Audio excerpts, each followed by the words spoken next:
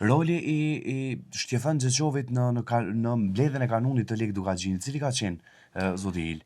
Po dihet se njeriu që ka kodifiku ligjet që në atë kohë kanë qenë si një kushtetutë e sotme për popullin shqiptar, është Xheçovi me mbledhjen e kanunit të tij dhe ai botim i cili është bërë diku në vitet 1933 për herë të parë nduket, tani është botuar, ribotuar, gjinet nëpër gjitha bibliotekat, kështu që është një udhërrëfim që populli shqiptar ka mujt me u përmbajt.